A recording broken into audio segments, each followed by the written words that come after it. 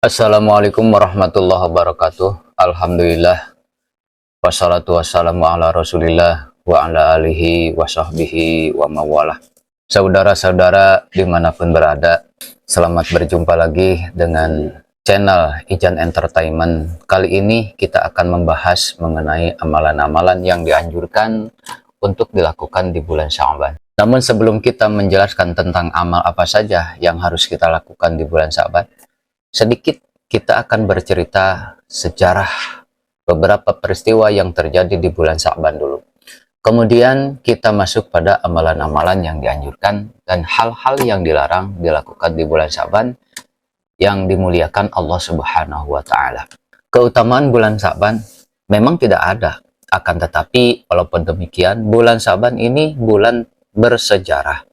Banyak sekali peristiwa besar yang terjadi di bulan Sya'ban ini. Apa saja sih peristiwa-peristiwa di bulan Sya'ban? Yang pertama, diwajibkannya puasa Ramadan. Pertama, hijrah Nabi Muhammad SAW dari Mekah ke Madinah, itu belum ada puasa. Khusus bagi kaum muslimin ketika itu puasanya hanya mengikuti puasanya orang Yahudi, yaitu tanggal 10 Muharram. Akan tetapi, tanggal 10 Muharram, Rasul puasa bertepatan dengan orang Yahudi, bukan berarti Rasulullah SAW mengikuti puasanya orang Yahudi. Tidak tentunya. Akan tetapi Rasul ketika bertanya soal alasan kepada Yahudi, kenapa sih saudara berpuasa tanggal 10 Muharram? Orang Yahudi beralasan, saya berpuasa pada tanggal 10 Muharram dalam rangka menghormati Nabi Musa alaihissalam. Maka Rasulullah SAW mengatakan, kalau begitu alasannya, maka kamilah yang lebih menghormati Musa dibandingkan kalian. Maka Rasulullah SAW berpuasa tanggal 10 Muharram. Kemudian bertepatan dengan bulan Sya'ban, tahun kedua dari hijrah Nabi Muhammad SAW, turun ayat di mana Allah Subhanahu wa Ta'ala memerintahkan Rasul untuk berpuasa selama 1 bulan. Itulah yang disebut dengan Syahrul Ramadan. Sehingga puasa tanggal 10 Muharram yang tadinya wajib hukumnya menjadi sunnah karena sudah ada puasa Ramadan. Puasa Ramadan itu terjadi diwajibkannya di bulan Sya'ban, tahun kedua hijrah. Ini peristiwa pertama. Peristiwa kedua terjadinya pengalihan kiblat kaum muslimin. Di permulaan salat mereka menghadap Baitul Maqdis, sehingga kemudian Nabi Muhammad SAW ketika itu merasa sangat risih karena kiblatnya kaum muslimin dengan Yahudi sama-sama menghadap Baitul Maqdis. Maka Nabi Muhammad SAW selalu melihat ke atas, selalu melihat ke langit. Mudah-mudahan Allah Subhanahu wa Ta'ala menurunkan perintah pengalihan kiblat sehingga tidak ada kesamaan arah antara kiblat kaum muslimin dengan kiblatnya orang Yahudi. Maka turun surah Al-Baqarah ayat 144. Kami melihat, kata Allah, wajahmu yang terus menatap. Maka Allah mengatakan, kami akan palingkan kiblat yang kau sukai. Maka arahkanlah wajahmu menuju Masjidil Haram. Maka pengalihan kiblat itu terjadi juga di bulan Sya'ban. Dan peristiwa yang luar biasa, akhirnya kaum muslimin punya kiblat sendiri menuju Baitullah. Kemudian di antara peristiwa yang terjadi di bulan Sya'ban adalah meninggalnya Sayyidina Utsman bin Affan. Kita pasti ingat Utsman ini sahabat yang paling dicintai Nabi, karena termasuk orang-orang yang awal-awal masuk Islam. Ketika hijrah dari Mekah ke Madinah, sahabat yang pertama kali meninggal dan yang pertama kali dikuburkan di Baqi itu adalah Sayyidina Utsman bin Affan. Ini pun terjadi di bulan Sya'ban, saudaraku. Baik, kita masuk pada pembahasan. Ada beberapa riwayat yang berbicara tentang keutamaan bulan Sya'ban. Al-Imam An-Nasai menyebutkan dalam sunnahnya dari sahabat Utsman, Ubadah Zaid radhiyallahu an mengatakan, aku tidak pernah melihat engkau berpuasa hampir 1 bulan ya Rasulullah dibandingkan bulan-bulan yang lainnya. kecuali engkau berpuasa di bulan Sya'ban. Usama bertanya, alasannya kenapa ya Rasul? Nabi Muhammad SAW menjawab, karena bulan Sya'ban adalah bulan yang manusia lalai. Manusia lalai melalaikan bulan Sya'ban karena tengahnya bulan Sya'ban, bulan yang jatuh tengah-tengah antara bulan Rajab dan bulan Ramadan.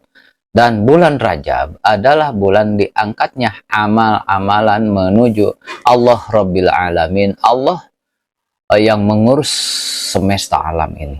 Dan saya suka kalau seandainya amalanku diangkat sementara aku sedang berpuasa. Kalau kita berusaha mengamalkan sesuatu di waktu yang manusia melalaikannya, berarti amalan itu memiliki pahala besar. Kalau seandainya saudara melakukan amalan saleh di waktu yang manusia melalaikannya, maka amal yang saudara lakukan itu lebih besar pahalanya dibandingkan amalan yang lain atau amalan yang dilakukan pada waktu-waktu manusia melalaikan waktu tersebut. Contoh namanya waktu duha, mulai terbit matahari sampai waktu zuhur itu disebut waktu Tuhan. Waktu duha itu adalah waktu yang dilalaikan manusia dengan berbagai kesibukan secara individunya.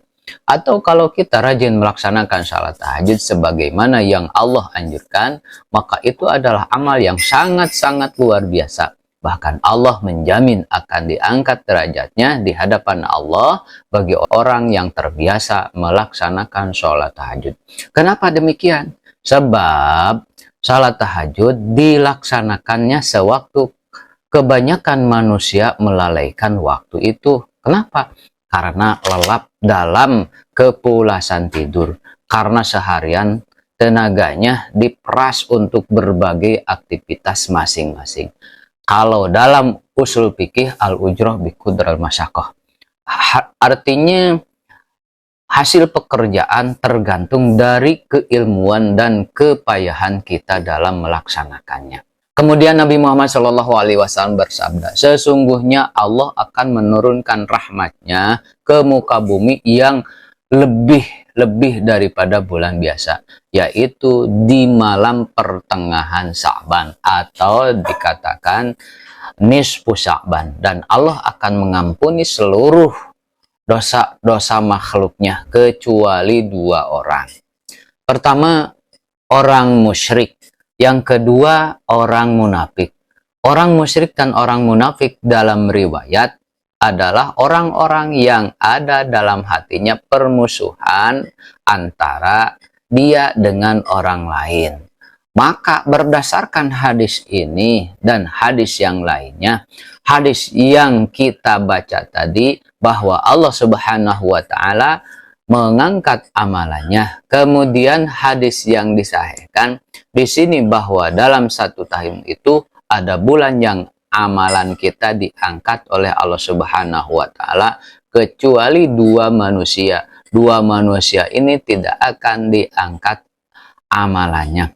Makanya alasan Rasulullah SAW banyak puasa di bulan Sya'ban supaya lebih banyak amalan yang dilaporkan oleh malaikat. Aisyah radhiyallahu an berkata, aku tidak pernah melihat Rasul berpuasa hampir 1 bulan. Sekali lagi, aku tidak pernah melihat Rasulullah SAW berpuasa hampir 1 bulan lebih banyak dibandingkan di bulan Sya'ban. Menunjukkan bahwa bulan Sya'ban itu bulan puasanya Nabi SAW untuk berpuasa sunnah. Kalau Ramadan kan puasa wajib 1 bulan. Kalau Sya'ban itu dikhususkan untuk Rasulullah SAW berpuasa sunnah saja. Saudaraku, itulah yang bisa saya jelaskan kenapa Nabi banyak melakukan puasa sunnah di bulan Sya'ban. Dan kalau menurut saudara-saudara, isi dari video ini bermanfaat, silahkan like, komen, subscribe, dan share ke teman-teman saudara semua. Terima kasih. Wassalamualaikum warahmatullahi wabarakatuh.